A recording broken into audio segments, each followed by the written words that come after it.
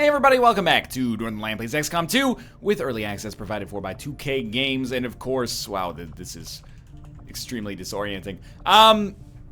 Sponsored by Humble as well, where you can pick up XCOM 2 in the monthly bundle for February. If you get it, it's $12 USD. You get access to XCOM 2 right now. Long War publicly available on the Steam Workshop now. Link is in the video description below. Some of the money goes to charity. You get bonus games when the full bundle unlocks on February 3rd as well. Time is limited. Last episode went amazingly, I thought. We had one wounded soldier, but for a full squad of rookies to handle a time-sensitive mission, I was a very proud papa, let's put it that way. We didn't even... we didn't hit any long roll chances. We had some 40% chances maybe hit, but we also had some 70s and 60s miss. So I felt like we played pretty well there. Grenadier training is ongoing right now. I think we have an engineer not doing anything, so we might as well start excavating. Wait a minute, is it more sensible to excavate machinery? We only have... Oh no, we do need one to get machinery. Okay, this gives us alloys as well. I just want to very quickly check in on engineering. And if we go to build items, can we build anything? Ooh, we can build PCSs. With a few supplies, I can manufacture anything Bolt caster, what?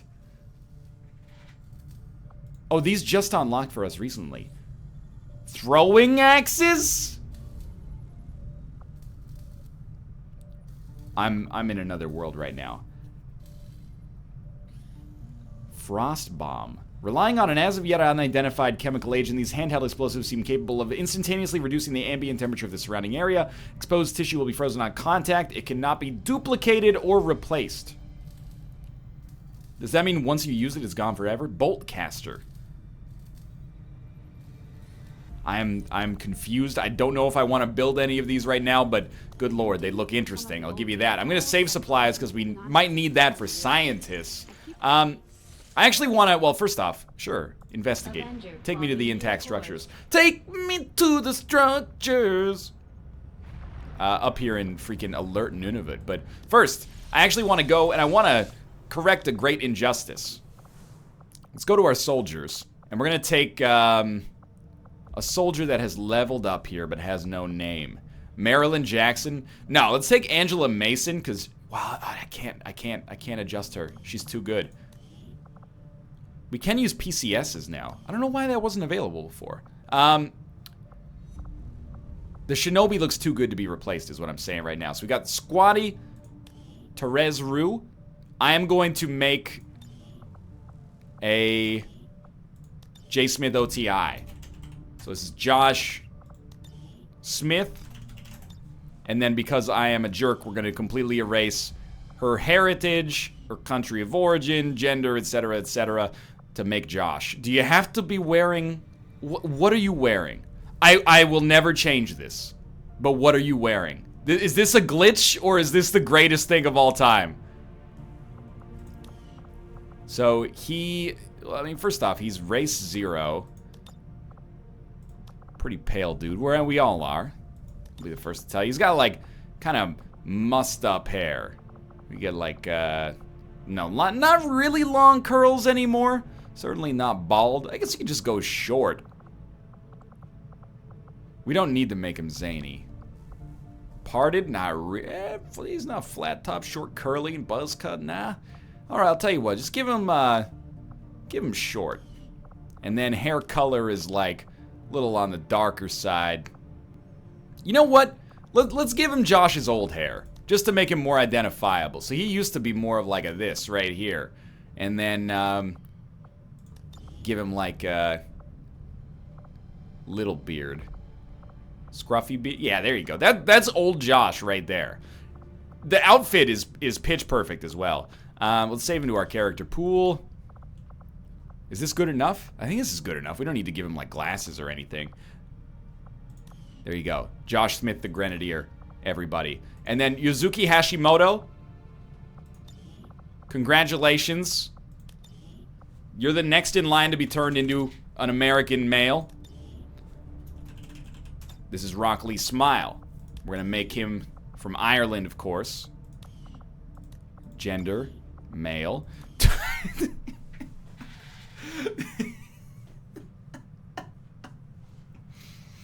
Is there like, there's some glitch when I switch from female to male? Like they get like an outfit that's just randomly chosen. It is so hilarious. Dude, this is great.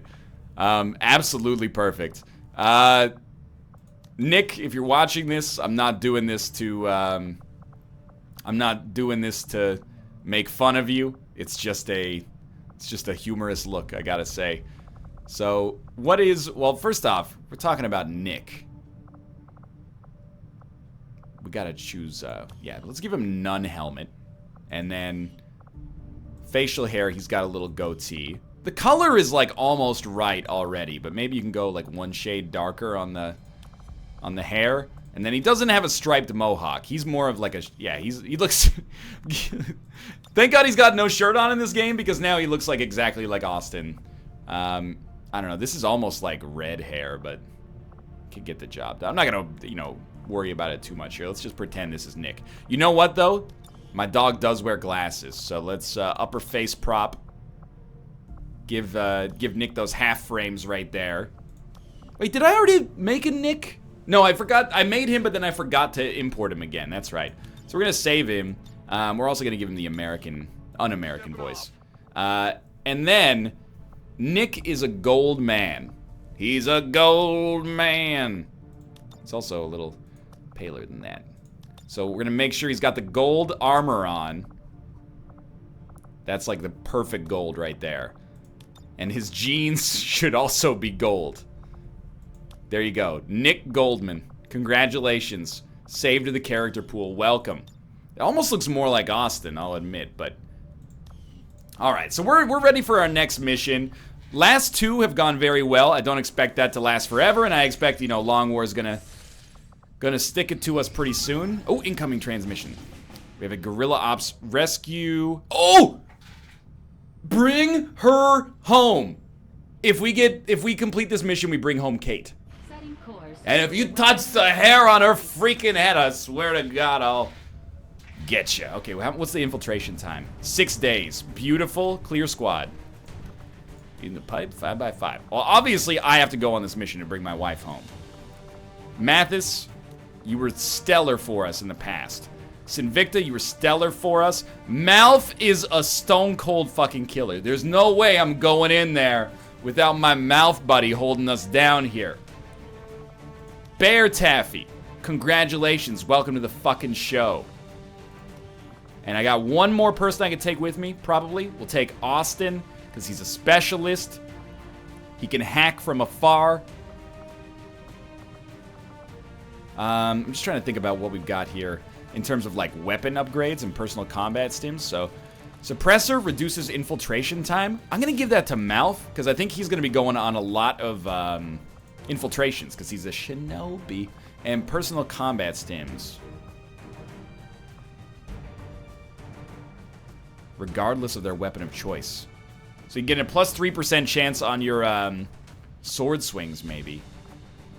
It's not bad. But you know what? I'm gonna give him emergency life support so he doesn't bleed out, because I think he's gonna be, he's gonna be in there. So now that took 2 hours off the infiltration time. That might matter sometimes. I'm going to give myself better aim. And the reason for that is that better aim is going to allow me to, because I can take 2 shots per turn, so better aim I think is good. Plus 5 aim on reaction shots, I'm going to give to a unit that is likely to do a lot of damage on reaction shots. So that would probably actually be like a Dan. So I'm not gonna do that right now. We're just gonna send these guys out. Is Austin's not a medic, right? Or not, he's not, it's soldier abilities, there we go. No, Austin is combat protocol, so he does extra damage against robotic enemies. He basically has a grenade that he can send out to deal some guaranteed damage. So we're sending out the fucking A-team here to bring Kate home as a result of my earlier misgivings. Of course it would be up in British Columbia anyway, or like Alaska maybe. Start that infiltration. Dude, okay, I'm stoked. New target acquired as well, review target. Get Denise Jenkins, extremely light. Sabotage the Advent Monument, Western US, confirm. How much time we got? 4 days. That could be a tough one. Let's see if we send out like Robert and Dan. And Marilyn Jackson. I am for real. Never meant to make your daughter cry. We could fit 4 units on this one. Not 5, though. Are we okay with a 4-unit mission? Extremely light enemy activity. You know what? Let's go for it, but I don't want to send Rob. I think sharpshooters benefit from there being a bigger squad. So we'll send Dan, and we'll send Josh. Gets me every time, dude. You know what? Let's send Neil Stevens as well. And I don't really want to send a rookie. We'll send Abigail Wilson. We want, if we've only got 3 units or 4 units, we want them to all have like good skills. So a Grenadier is awesome. A Gunner can output a lot of damage. Shinobi, of course, can get like kill secures easily, and then the Assault has the Taser, the Running Gun, well, the Arc Thrower, the Running Gun, etc., and the Shotgun for easy KOs. So I think we're gonna try this one, but admittedly, it's a light squad, so I'm a little frightened. But with Dan. It gets me every time, man. With Dan and Josh at the helm, what could possibly go wrong? Those are 2 very normal dudes who are not silly and have their heads screwed on completely straight. So that mission's gonna pop first, which is a little scary to me, but training complete? That's awesome, dude. Yeah, okay, we're gonna not, I don't really want to view the soldier, but I do want to go to the Guerrilla Tactics School, because we might as well train some other units for free. Oh, 1 other unit for free. And, you know, why not get okay, why not get a specialist? I mean, there's 3 paths for everything. We should probably get some more rookies, but I'm saving my money for a scientist right now, and then maybe building, like, the next tier of weapons, hopefully, if we can get there. Hybrid materials is complete. What do we get as a result of that? Nanoscale vest, tracer rounds, combat. Oh, new research. Lots of new research. Hazmat vest gives immunity to status effects, which is nice. Okay. Resistance radio. Go. It's cost us 60 intel, though. I really need a scientist, man. But we might as well spend the intel and then research the next thing in the tree. Hopefully this is not going to kick things off too fast and, you know, accelerate the story more than is necessary.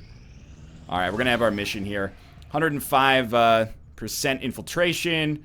We're going to launch the mission. It should be relatively short. Not easy, but relatively short. Because we do have, oh yeah, that's fucking Edmonton right there, boys. I can see Connor McDavid hanging out right there, having a coffee at the fucking Timmy's. Milan Lucic, enemy of the city of Vancouver, despite growing up here. You know, but let's let bygones be bygones. 2011 was 6 years ago. No worries, bro. No worries. Oh, you know what? This is the first mission. Plant the C4 on the... It's the first mission from the canonical, like, XCOM 2 save, which is cool. But the fact that it's a special mission and is happening a little later makes me... Oh my god, makes me think that maybe it's going to be a little tougher. Like, they might introduce a new enemy type or something. Okay, well, we know there's a pod there, so that's a start. Did we bring a specialist on this mission? No, we brought an assault, that's right. We have nothing but time. So, honestly, play it cool. We're going to have to walk around this this thing over here, but... Actually, in fact, if we have to walk around it, we really should just start by moving in this direction. People have left a lot of comments that have told me that the Long War II really gives you an advantage for having height. So I don't want to just rebuke that. Josh over here. At all. I don't want to, like, play it up as if that doesn't matter, but I'm going to stay on the ground here. To be honest with you, I think I will probably just try to crush this turret on our, Well, you got, like, no shot, though. I think I'll probably just try to crush this turret on our next turn. Can you throw a frag in there? I feel like, for Mathis, not Mathis, but Abigail Wilson, so in many ways, the Mathis of our hearts and minds, to throw a grenade up there is a good use of her turn next turn. Like, she should pop our concealment by doing this, in my opinion. Because, in doing so,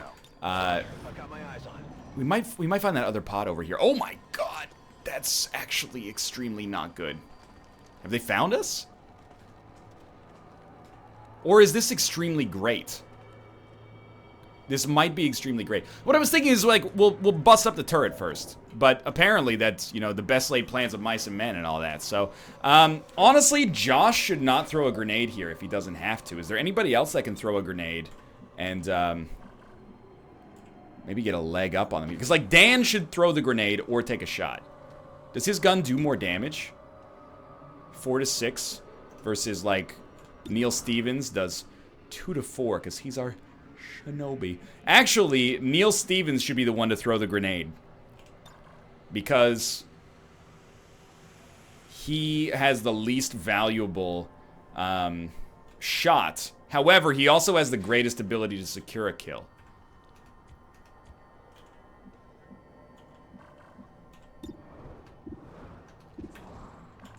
But we could get through there with a running gun as well if we have to.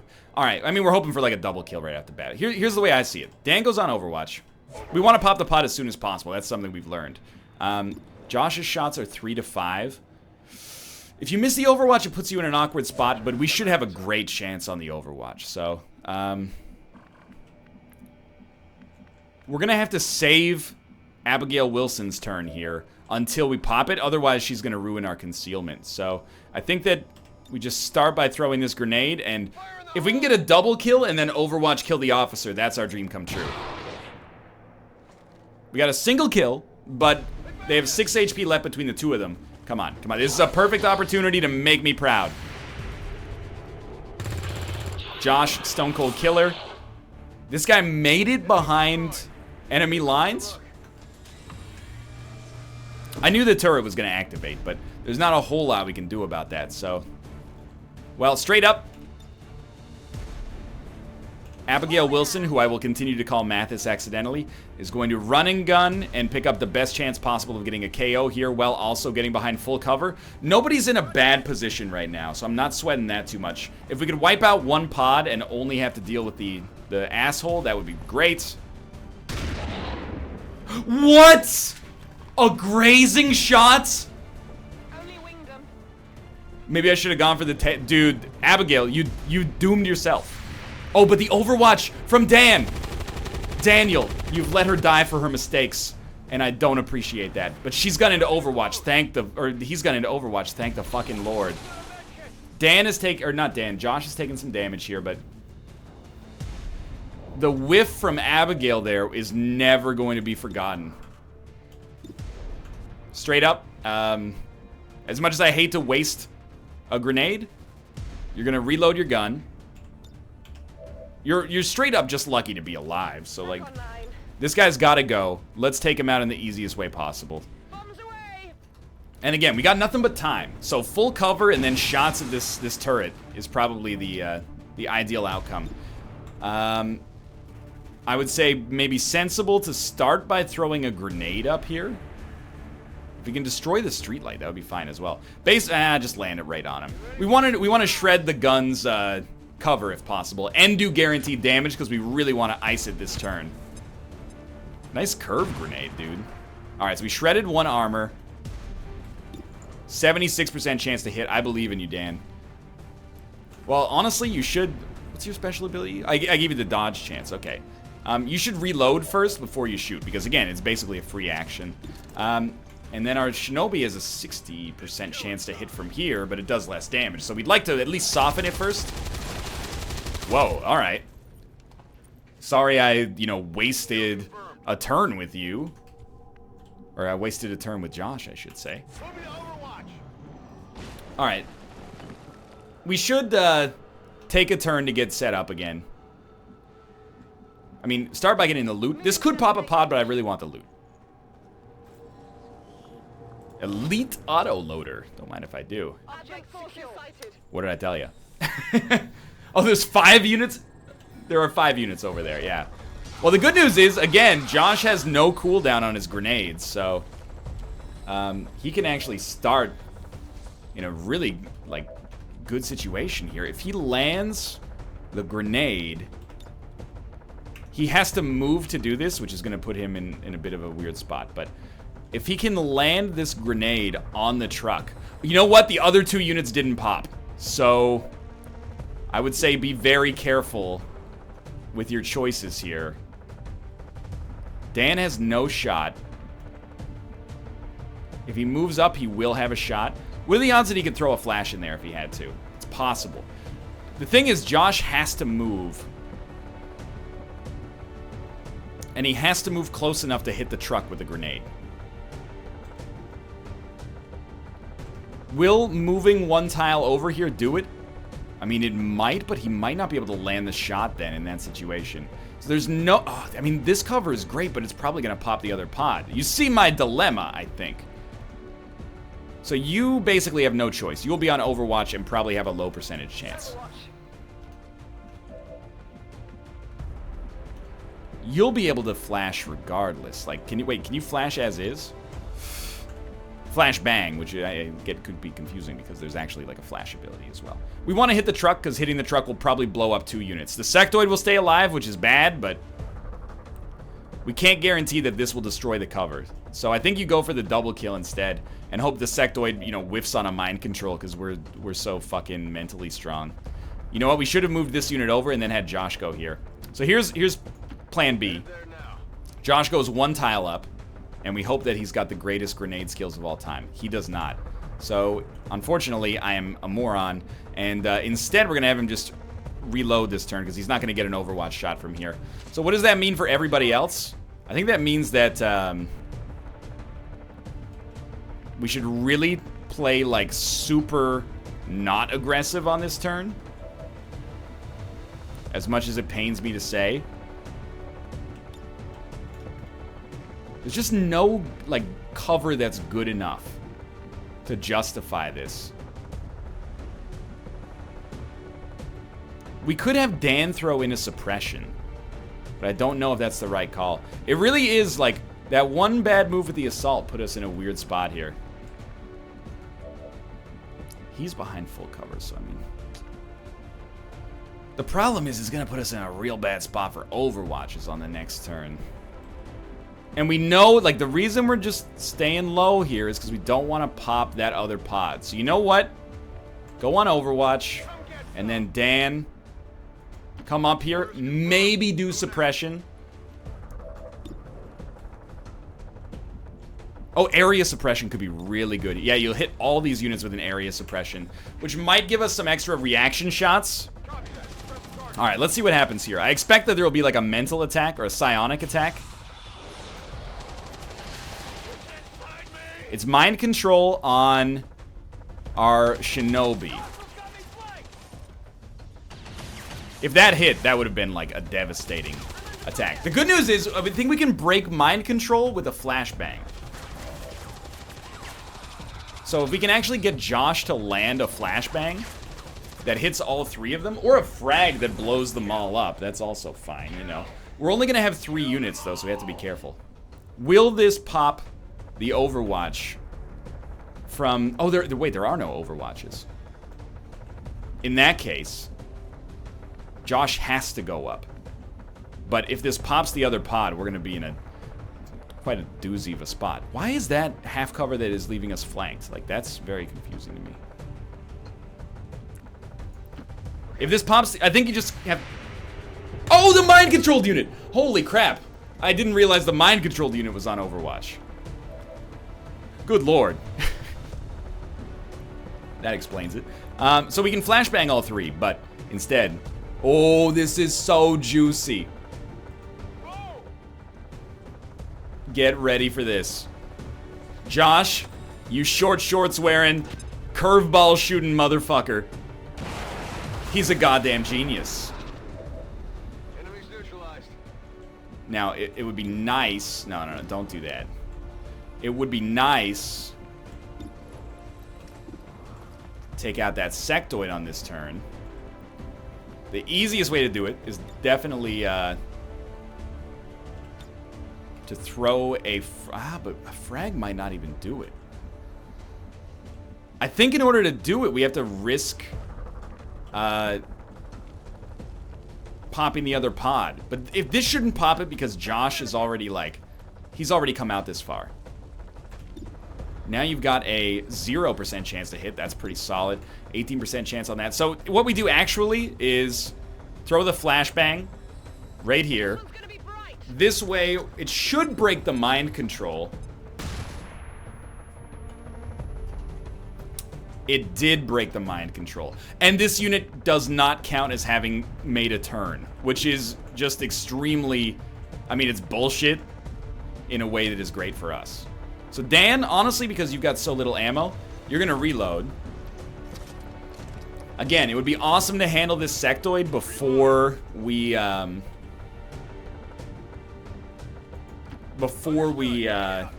pop that, what I expect is going to be the final pod. So straight up, I mean, you should be on Overwatch. And then Dan, we have an Overwatch already. I think you take your 31% chance. The grazing, as far as I'm concerned, the grazing is fine. Hopefully he goes, I mean, the AI might not go this analytical, but hopefully he goes, shit, I'm not safe here. Dan Giesling's a crack shot. So the sectoid runs away, and like all of his other abilities are on cooldown or something, and he gets popped by Mathis Games, aka Abigail Wilson. Oh, right. That second pod back there, huh? Did you raise a psionic zombie of some sort? Believe it or not, that's actually not altogether that horrible, because Josh can get in there and land a flashbang next turn. He's used like all of his grenades, but if he moves like 2 tiles forward, he can kill the psionic zombie and disorient the other 3. What that does mean is that, like, you know, shit's gonna be scary. All right, let's pop the pod. Let's pop the pod. We're gonna rely on flashbangs if necessary. We knew this was gonna happen. So Mathis Games 2.0 is going to come up here, respecting that they could flank us pretty easily. In fact, we might already be flanked. Maybe. Either way, only 62%? That bums me out, but you pretty much have to... There's no better option. There's no better option. Get the kill, Mathis 2.0. Thank you so much for your service. This actually changes everything. Wait, what is going on here? Is that... I thought there was a psi zombie. Maybe we just can't see it. That would explain a lot. That would... Clarissa explains it all. So I'm gonna move my boy Daniel Giesling up here.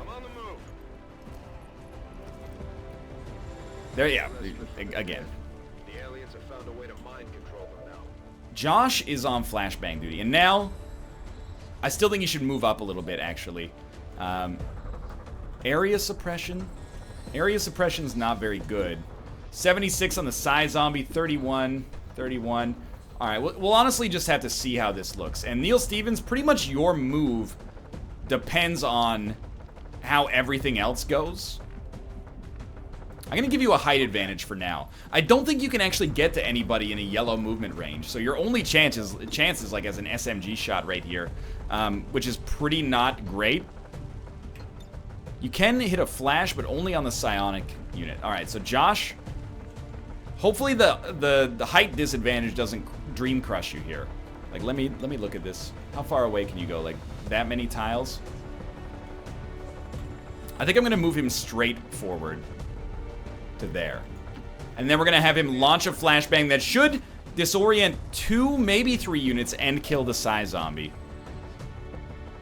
Honestly, like straight up perfect flash. Assuming it actually works, that's a perfect flash. And he's dressed to kill. 3 disorients. Psi zombie should explode any second now. There we go. Alright, so we got Dan, we got Neil Stevens. Neil Stevens has no other play. Like, I don't think the Overwatch is that good. So you know what? Just reload for now. And then, is anybody likely to take a shot? If anybody's going to take a shot, it's going to be that Advent Trooper. So I'm going to actually just throw them into suppression. And it only takes 2 ammo instead of 3 for area suppression. Area suppression won't hit anybody else. So I'm going to throw that unit into suppressed. And the reasoning behind that is I don't want, you know, my girl, Mathis Games 2.0, our assault, to be in a really rough spot. So we don't have any overwatches. We forced them to take the lower percentage shot on Josh, which thankfully missed. I think that's an overwatch. Oh, hunker down. Wow. That is a very defensive move. All right, so we desperately want to start breaking them down next turn. The easiest way to do that is certainly with our Shinobi. Oh, Shinobi! That's the nastiest thing! 31-0. Well, I think straight up, Neil Stevens has got to murder this dude in this spot. He's got a 41% chance to hit with the flash. Was that correct? Excuse me? How so? Oh, because he's hunkered. Interesting. Well, we have a run and gun. I think you have to start making moves. So, oh, but the hunker is gonna fuck this all up.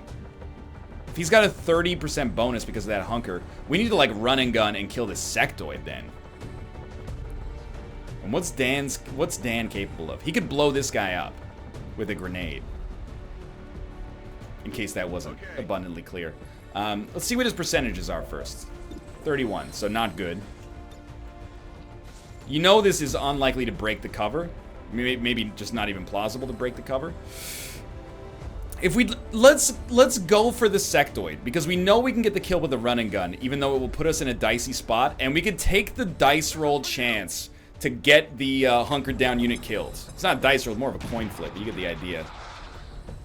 So what's Josh's play? He pretty much has no play except taking a shot. So we'll have to move him obviously to make that happen. So what's my goal here? Kind of like if I can go here, I'm gonna be flanked by that guy. If I go here, I won't have a flanking shot. This guy will live. Okay, we're gonna throw a lot of dependencies in here. Hear me out. Run and gun. Mathis Games 2.0, don't let me down on this one. Location confirmed. Aggro worked for us last time, but we had a much larger squad. 98% with a 50% chance roughly to crit. That looks like a KO to me. 11 damage.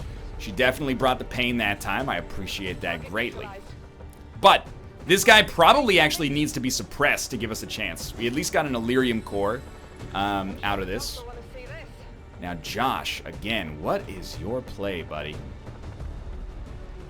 Maybe with a range advantage, you might have a chance to hit that dude. Can't tell. I can't tell. All right.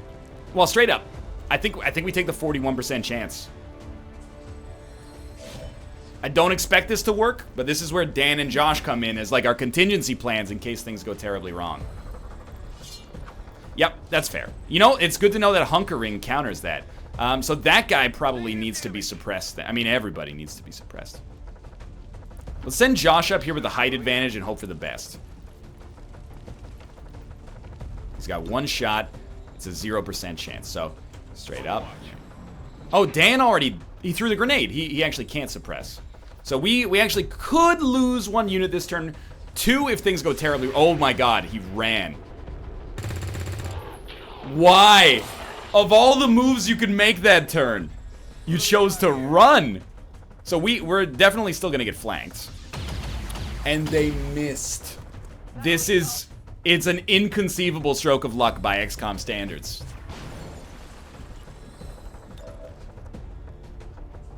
Oh, he's got Overwatch up, so we have to be a little careful. Any chance my boy Daniel could do something? Well, we can get a flash in on him, presumably. Like Neil.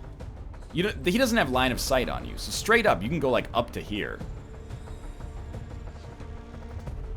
You should at least go here. He shouldn't get line of sight on you here. And then plant the charges. You probably have like a couple of turns to get out of there, I hope. Menace 1-5. X4 module is Or do we just have to wait until he dies? Then, like, remove Overwatch. Or can we have somebody else throw the grenade? I want, like, Dan to throw the flower. He can't. He just used the grenade last turn. Okay, so you throw this. Yep, get inside of the statue to throw it. I've always said that that's, you know, the best defense is to be inside of a statue at the time that you throw a grenade. And then Abigail Wilson goes toe-to-toe with the fucking beast. Mathis Games 2.0, 98% chance. Blew him away. Mission accomplished. Well, rolled the dice a little bit on that one and came out ahead. Thank you, Josh. Definitely Josh, MVP there. Shinobi, you got some work to do, to be honest with you. I did leave you, like, I left you in kind of a tough spot a couple times there. 100, we didn't miss a shot? That's amazing. Who did the most damage? Abigail Wilson? I guess. I'm thinking about that Abigail, you know, grazing shot, but dude, that was a very successful mission. 3 in a row. This is not the one that brings Kate back from the dead, but it's a start, man. And hopefully all 4 of these units are going to get promos, but Dan might not, because that's like his 3rd mission or something, so the promos are going to dry up at some point. Everybody but Dan. Yeah, okay, so Squatty Wilson. We've already got someone with lightning reflexes, so let's give you, I'm gonna try, like, Electro Shot on you. The idea there is that Electroshock is a flashbang if it misses, and if it does better than missing, that's awesome. So I believe Malf has Cutthroat, so we're gonna have you take maybe Ghostwalker. Although, what is Ghostwalker? Reduce enemy detection range by 40% for the rest of your turn. So you can get, like, super close to enemies. I feel like low profile is also pretty worthwhile, even though it's not as cool, so let's go with that. Now, Josh. If you throw or launch a support grenade, the throw will not cost an action, or grenades do not destroy loot. Let's have you be... To be honest with you, I love Sapper. So if we can send 2 Grenadiers out on a mission, I'm going to send them both with Sapper for now. No kidding. Low on scientists. For now, though, thank you for watching, and thanks to Humble for sponsoring this episode. You can pick up XCOM 2 and then play Long War 2 yourself by picking up XCOM 2 in the Humble monthly bundle until February 3rd. $12 USD, as opposed to the $60 manufacturer's suggested retail price. Some of the money goes to charity, and you get more games than just XCOM 2 when the rest of those unlock on February 3rd. But for now, thanks for watching. Check out the link in the video description below if you want to peep that. Thanks for their generous support, and if you enjoyed the episode, click the like button. Subscribe if you want to see more in the future. For now, thanks for watching, and I'll see you next time.